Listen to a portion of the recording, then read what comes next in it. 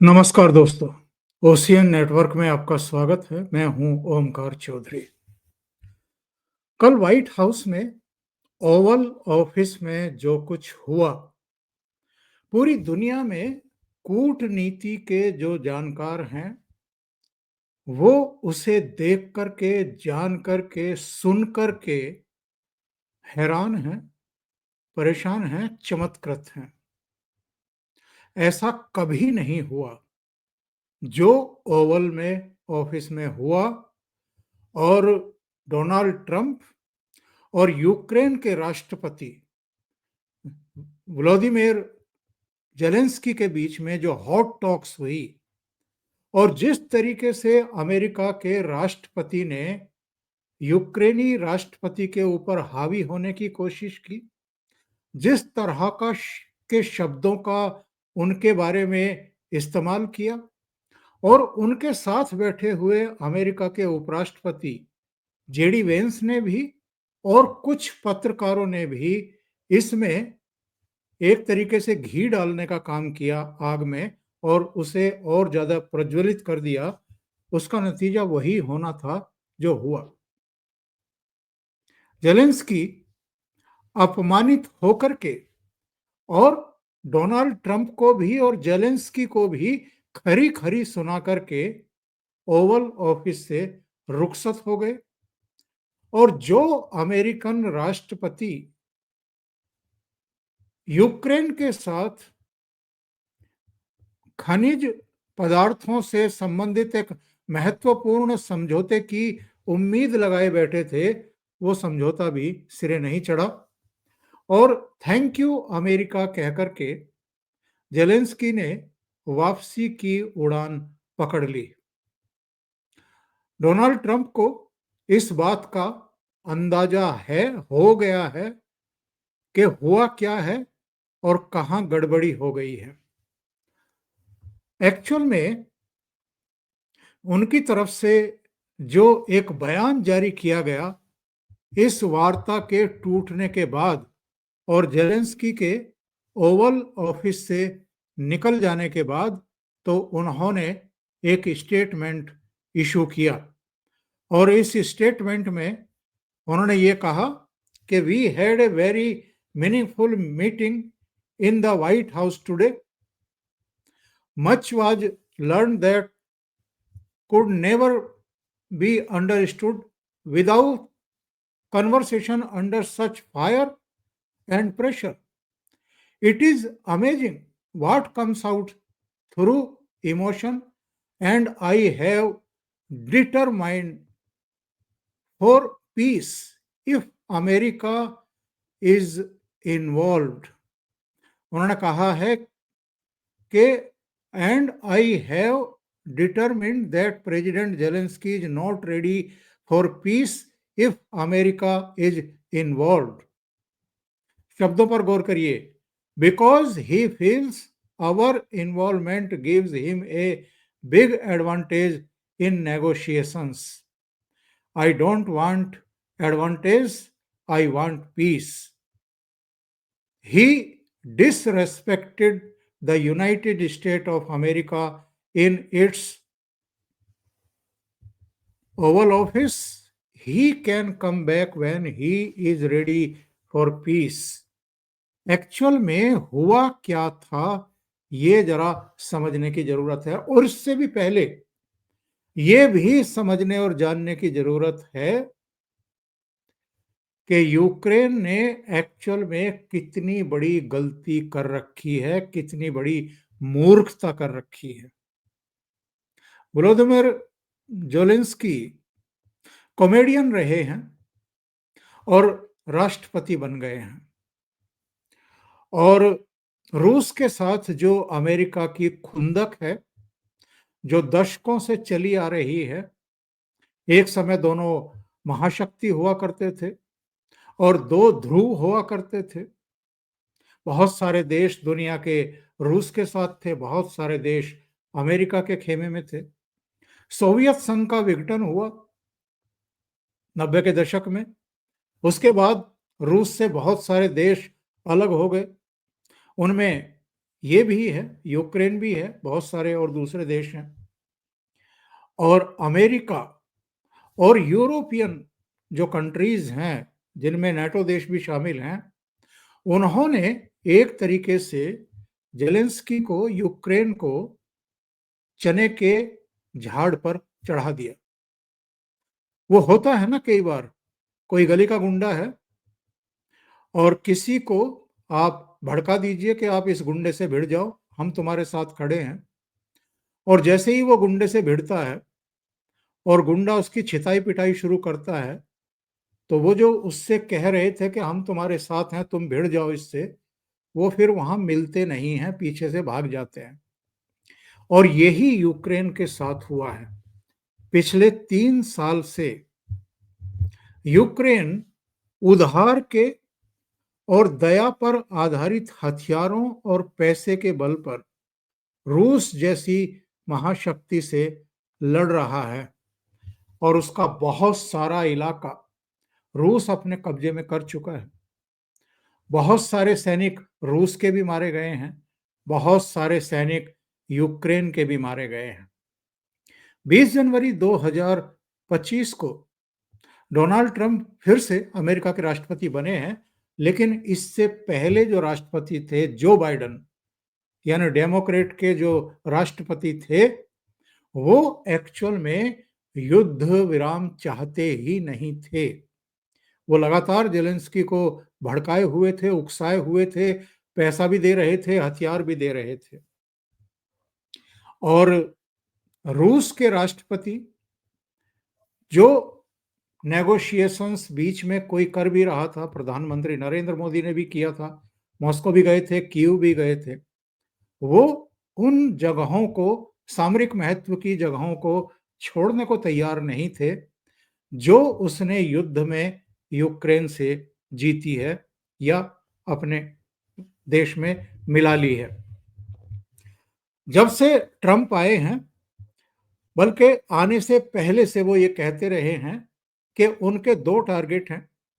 एक, रूस और यूक्रेन के बीच में युद्ध को समाप्त कराना, और दूसरा, जो गाजा पट्टी में चल रहा है और जो इजराइल और फिलिस्तीन के बीच में चल रहा है, उसको, उस क्लैश को भी, उस संघर्ष को भी खत्म कराना। अभी तक डोनाल्ड ट्रंप दोनों को ही खत्म कराने में नाकाम सिद्ध हुए हैं। अब तक वो कई राष्ट्र प्रमुखों से मिल चुके हैं। शनिवार को जेलेंस्की से भी उनकी मुलाकात होनी थी, लेकिन उससे पहले ही डोनाल्ड ट्रंप ने जेलेंस्की के बारे में तानाशाह जैसे शब्दों का इस्तेमाल किया था। और जेलेंस्की इससे नाराज भी थे कि ये कोई तरीका नहीं होता है कि एक तरफ तो आप वार्ता के लिए बुला रहे हैं और दूसरी तरफ इस तरह के शब्दों का प्रयोग कर रहे हैं। जेलेंस्की ने जब अमेरिका में लैंड किया, तो डोनाल्ड ट्रंप की तरफ से, व्हाइट हाउस की तरफ से एक बयान आया, और उस बयान में उनको मित्र बताया गया, जेलेंस्की को दूसरी उनकी प्रशस्तियां की गई। एक ग्राउंड बनाने की कोशिश कर रहा था अमेरिका कि जो खनिज पदार्थ हैं यूक्रेन के, वहां तक अगर हमारी पहुंच हो जाए, ये समझौता अगर सिरे चढ़ जाए, तो हम यूक्रेन का जो नुकसान हुआ है, जो बर्बादी हुई है, जिन भवनों को चोट पहुंची है, जो खंडहर में तब्दील हुए हैं, हम उसके पुनर्निर्माण में भी यूक्रेन की मदद करेंगे। हम सम्मान पूर्वक इस युद्ध को भी समाप्त कराएंगे और तमाम दूसरे क्षेत्रों में भी सहयोग करेंगे। और राष्ट्रपति डोनाल्ड ट्रंप ने कुछ समय पहले ये कह भी दिया था, जो टिपिकल सेठ होते हैं, लाला होते हैं, गांव में आपने देखा होगा कि जो किसानों को और दूसरे लोगों को कर्जे देते थे, तो मॉर्गेज करा देते, उनकी जमीन लिखवा ली, उनका घर लिखवा लिया। वैसा ही सौदा, क्योंकि दिमाग से डोनाल्ड ट्रंप व्यापारी हैं, तो उनको लगा कि मैं बाहां मरोड़ करके इस समय जेलेंस्की से वो समझौता करा लूंगा जो आगे के लिए अमेरिका के लिए बड़ा मुफीद होगा। जो यूक्रेन के खनिज हैं, उच्च कोटि के खनिज हैं, उन पर एक्चुअल में ट्रंप की नजर थी। और उनका कहना यह था कि अब तक बाइडेन ने जो भी मदद दी है, हथियारों के रूप में, पैसे के रूप में, उसकी वापसी की कोई कुछ हमें दरकार नहीं है, उम्मीद नहीं है, और इसके बदले में हमें मिला क्या है? तो वो चाहते थे कि खनिजों तक अमेरिका की पहुंच हो जाए। ज़ेलेंस्की सतर्क थे और वो दबाव में आकर के युद्ध विराम नहीं करना चाहते थे। वो एक सम्मानजनक समझौते तक पहुंचना चाहते हैं और राष्ट्रपति पुतिन के प्रति उनका जो एक भाव है नफरत का कि इतने लोगों को मार दिया उन लोगों ने, तो उसको लेकर के भी उन्होंने अपना दर्द बयान किया, अपना खुलासा बयान किया ओवल ऑफिस में, जब मीडिया के कैमरों के सामने ये मीटिंग चल रही थी। और पहली झड़प एक्चुअल में उनकी उपराष्ट्रपति जेडी वेंस के साथ हुई, और वो किस तरीके से हुई उसकी एक झलक मैं आपको दिखा रहा हूं। In the destruction of your country. Yes, but if you are Mr. not President, strong... Mr. President, with respect, I think it's disrespectful for you to come to the Oval Office and try to litigate this in front of the American media. Right now, you guys are going around and forcing conscripts to the front lines because you have manpower problems. You should be thanking the President for trying to bring an end to this conflict. Have you ever been to Ukraine that you say what problems we have? I have been to... Come once. I've actually watched and seen the stories, and I know what happens is you bring people, you bring them on a propaganda tour, Mr. President. Do you disagree that you've had problems bringing people into your military? We have problems. And do you think that it's respectful to come to the Oval Office of the United States of America and attack the administration that is trying to prevent the destruction of your country? A lot of questions. Let's start from the beginning. Sure. First of all, during the war, everybody has problems. Even you, but you have nice ocean and don't feel now, but you will feel it in the future. God bless. You don't know that. God bless. You don't God know bless. that. You will not have a war.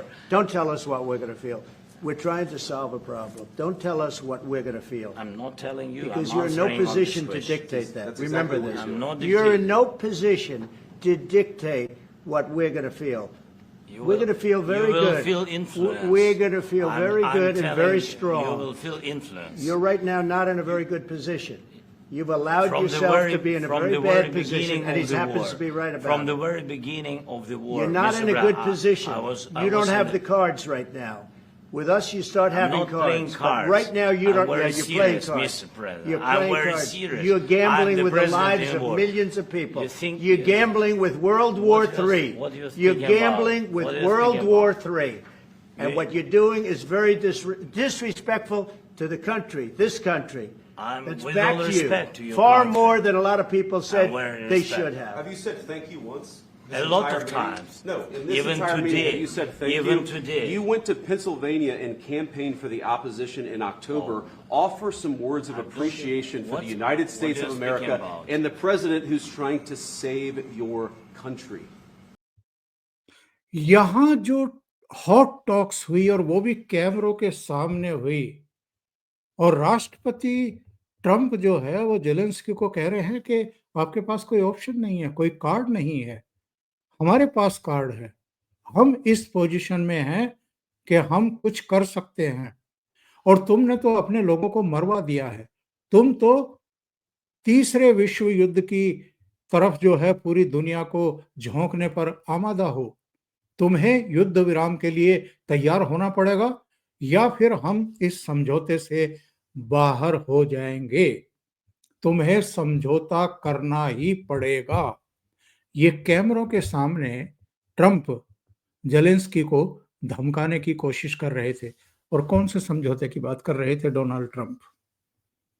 Donald Trump युद्ध विराम की बात कम कर रहे थे, और जो खनिज पदार्थ को लेकर के अमेरिका उनकी बाह मरोड़ने की कोशिश कर रहा था, उस पर वो ज्यादा प्रेशराइज कर रहे थे। और जिस तरीके के शब्दों का प्रयोग किया है उसको जरा एक बार फिर से सुनिए, समझ में आएगा। Lives of millions of people. You're gambling with World War III. what you're You're speaking gambling about? with What you're World speaking War about? III. And what you're doing is very disrespectful to the country, this country. That's with back all to respect to you. your Far country. more than a lot of people said very they respect. should have. Have you said thank you once? Please, you think that if you will speak very loudly about the war, you He's can. not speaking loudly. He's not Yeah. speaking loudly. Your country is Can I- in big can I- trouble. can I Wait a answer? minute. No, Can you've I done a lot answer? of talking. Your country is in big trouble. I know. You're not I winning. know. You're not winning this. I. You have a damn good chance of we are coming out staying, okay because of Mr. us. President, we are staying in our country, staying strong from the very beginning of the war. We've been alone, and we are thankful. I said thanks You haven't in been this allowed. cabinet, You and haven't not been only allowed. in this We cabinet. gave you through I this said thank stupid you. president $350 billion. You किस तरह से एक तरीके से pressure में लेने की कोशिश कर रहे थे डोनाल्ड ट्रंप जेलेंस्की को। और जेलेंस्की ठीक है, इस समय बहुत भारी संकट में है, ये उन्होंने भी माना। लेकिन जिस तरीके से जेडी वेंस, उपराष्ट्रपति अमेरिका के, और राष्ट्रपति डोनाल्ड ट्रंप उनको धमकाने की कोशिश कर रहे थे, प्रेशर में लेकर के समझौता करने की कोशिश कर रहे थे, वो उन्होंने मानने से इनकार कर दिया। और ये कोई मामूली बात नहीं है कि जेलेंस्की अमेरिका की दोनों सर्वोच्च पदों पर बैठी हुई हस्तियों को ठेंगा दिखाते हुए ओवल ऑफिस से चले गए। उन्होंने वो संभावित समझौता भी नहीं किया जो इस प्रेस कॉन्फ्रेंस और शुरुआती रिमार्क्स के बाद एक हाई लेवल होने वाली थी, यानी वो भी खत्म हो गया। और उसके बाद उन्होंने अपने देश रवाना होने से पहले सिर्फ इतना लिखा, थैंक यू अमेरिका। ट्रंप से तीखी बहस के बाद जेलेंस्की ने ट्वीट किया, और उसके बाद ही फिर ये डोनाल्ड ट्रंप की तरफ से एक मैसेज आया कि अगर वो शांति के लिए तैयार हों तो वापस लौट सकते हैं। और ये सारी चीजें अगर ओवल ऑफिस में हो रहे, जिसको पूरी दुनिया बहुत हैरत की दृष्टि से देख रही है कि ऑन कैमरा ये बातें जेलेंस्की से करने की आखिर जरूरत क्या थी डोनाल्ड ट्रंप को। ऐसा कभी इतिहास में हुआ नहीं है कि दूसरे देश का राष्ट्रपति आए, ओवल ऑफिस में मीटिंग हो, प्रेस कॉन्फ्रेंस हो, और कैमरों पर ही आप भिड़ जाएं, उनको धमकी देने लगे और उनको एक तरीके से कहें कि आप अपने देश का सत्यानाश कर रहे हैं। मैं अगर कहूं तो जो कुछ डोनाल्ड ट्रंप कह रहे थे उसमें कहीं कोई बुराई नहीं थी। ये जेलेंस्की को कहा जाना चाहिए, समझाया जाना चाहिए कि आपने वाकई जो पूर्ववर्ती अमेरिका की बाइडेन सरकार थी उसके बहकावे में आकर के, नेटो देशों के बहकावे में आकर के, यूरोपियन कंट्रीज के बहकावे में आकर के, रूस से भिड़ करके एक तरीके से अपने देश का सत्यानाश किया। लेकिन क्या ये ऑन कैमरा, ये मीडिया ब्रीफिंग में ये बातें कहनी चाहिए थी? और अगर ऐसा हुआ है तो इससे अमेरिका की प्रतिष्ठा डाउन होने वाली है या जेलेंस्की की होने वाली है? अभी 2 दिन पहले ही जब फ्रांस के राष्ट्रपति मैक्रो गए थे तो मैक्रो से भी एक तरीके से उनकी बहस हो चुकी है, ऑन कैमरा हो चुकी है। तो Donald Trump my way is highway, अगर इस मूड में दुनिया के दूसरे देशों के राष्ट्र प्रमुखों से बात करेंगे, उनको प्रेशराइज करने की कोशिश करेंगे कि जो अमेरिका चाहता है या तो आप वो करिए, नहीं तो आप अमेरिका का अपमान कर रहे हैं, ये कहां तक उचित है? ये जरा बहस का विषय आज से पूरी दुनिया में होगा और इस पर बहस छिड़ेगी, ये आप तय मान लीजिए। अभी के लिए इतना ही। बहुत बहुत धन्यवाद। अगर आपको ये चैनल और इसके कंटेंट पसंद आ रहे हैं तो लाइक करें, कमेंट करें, वीडियो को शेयर भी करें। अभी तक अगर आपने ये चैनल सब्सक्राइब नहीं किया है तो सब्सक्राइब कर लें, साथ में लगे बेल आइकॉन को दबा दें ताकि आगे आने वाले वीडियो और उनके नोटिफिकेशन आप तक पहुंचते रहें। बहुत बहुत धन्यवाद। नमस्कार।